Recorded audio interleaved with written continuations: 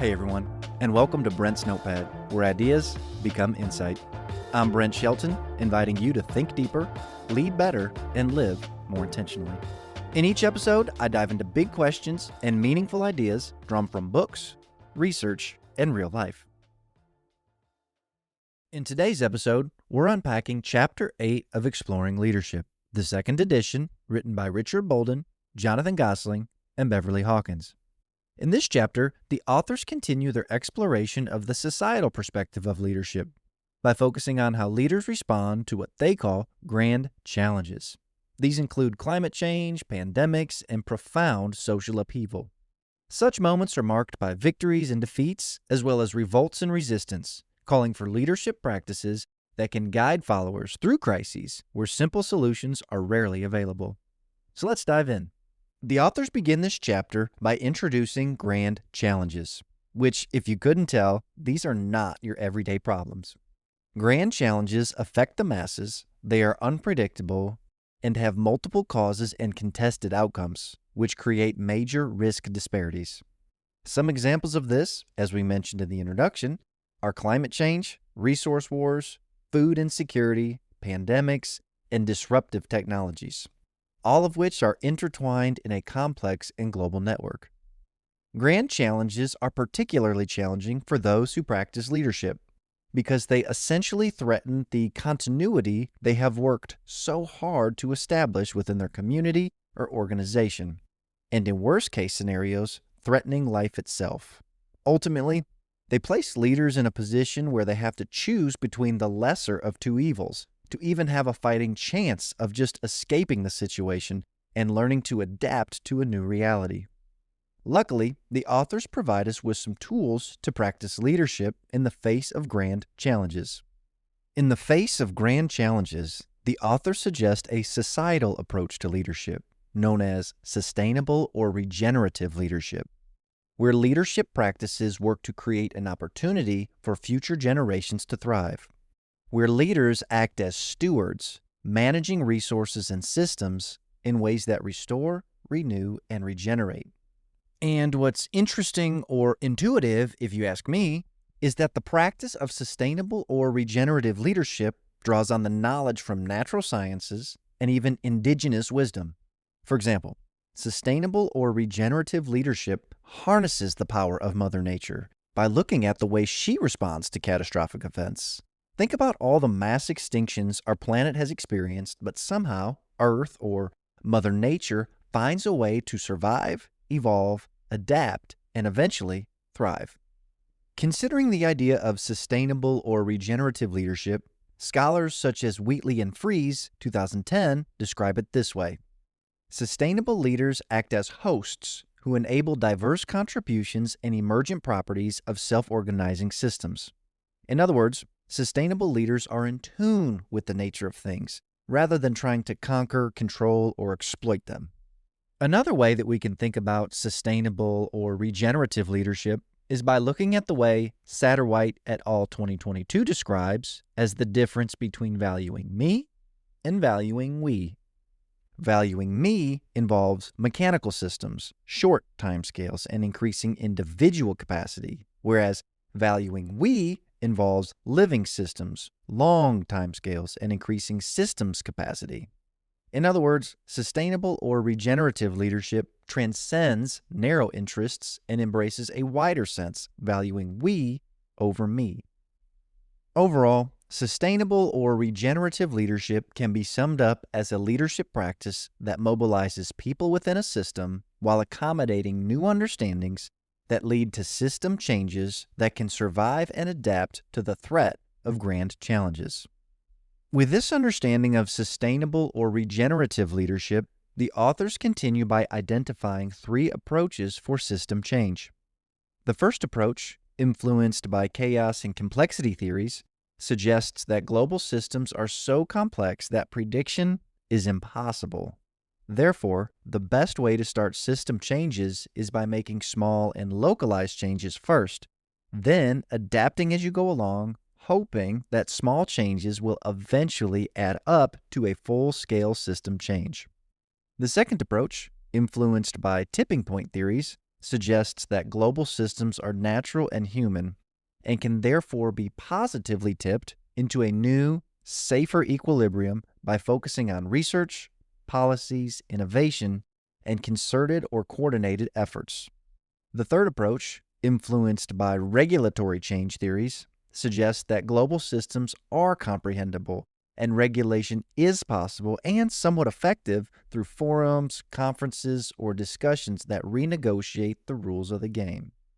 Okay, now that we've covered sustainable and regenerative leadership, as well as the ways in which we can tackle system changes, the authors introduce us to additional leadership responses to grand challenges. The first, spoiler alert, is not the greatest, but it's called leadership of denial, which can manifest in two ways. The first is called direct denial.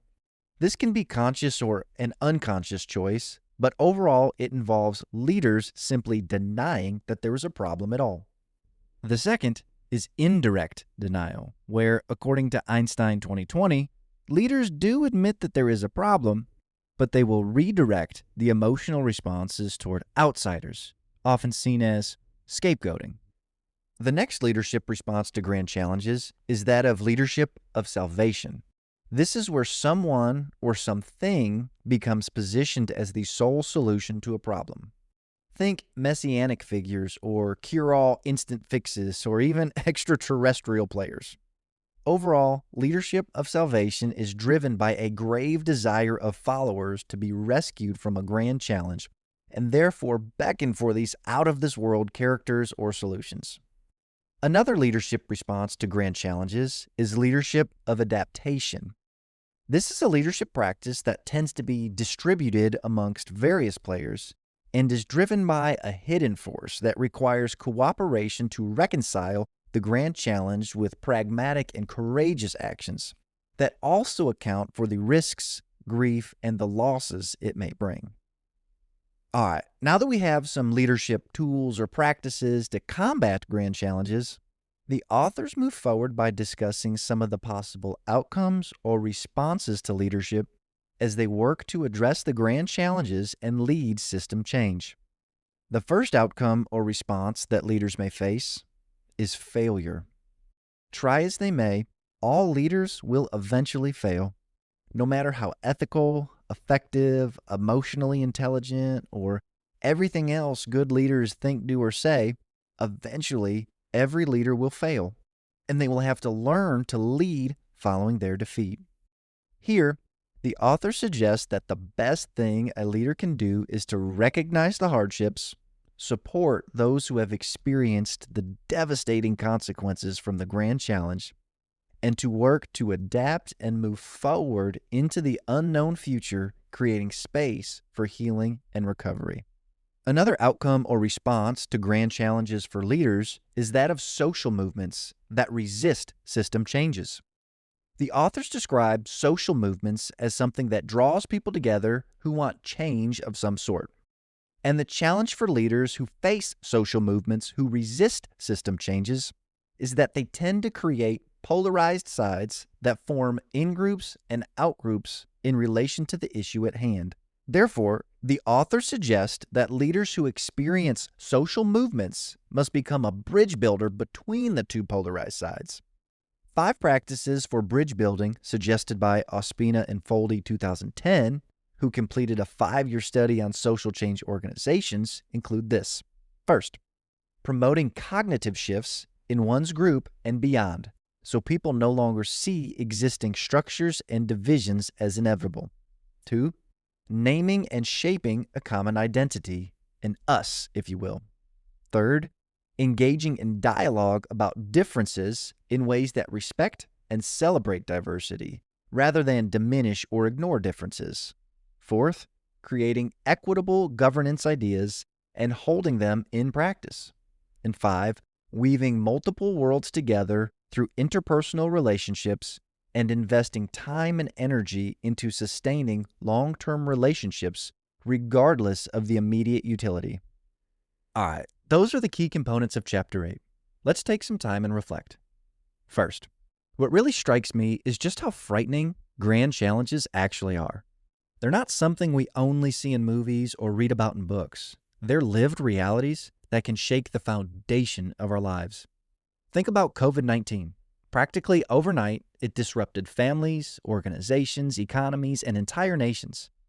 It reminds us that grand challenges don't wait for neat solutions, and leaders are often forced into impossible situations, choosing from a very short list of lose-lose choices. That's scary and intimidating. But it's also a reminder that leadership in these moments isn't about control. It's about resilience, adaptation, and finding a way forward into the uncertainty. Another thing that stuck out to me is the practice of sustainable or regenerative leadership, a practice that draws on the wisdom from the natural world. In some ways, it reminds me of a shamanistic approach to leadership, where leaders are less like commanders and more like healers or guides. Instead of forcing control, they listen to the rhythms of Mother Earth, drawing lessons from how she adapts, regenerates, and thrives after crisis. It's leadership that recognizes we're not separate from the earth, but deeply intertwined with it. And that perspective reminds me to think less about conquering problems and more about restoring balance.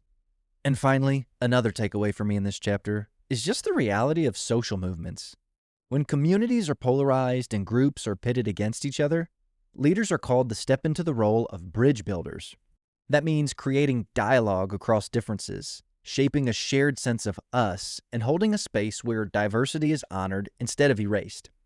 In times of upheaval, leadership isn't about solving problems. It's about stitching people back together so that collective action is even possible. That's it for today's episode. Thanks for listening to Brent's Notepad, where ideas become insight. Until next time, lead better, think deeper, and live more intentionally.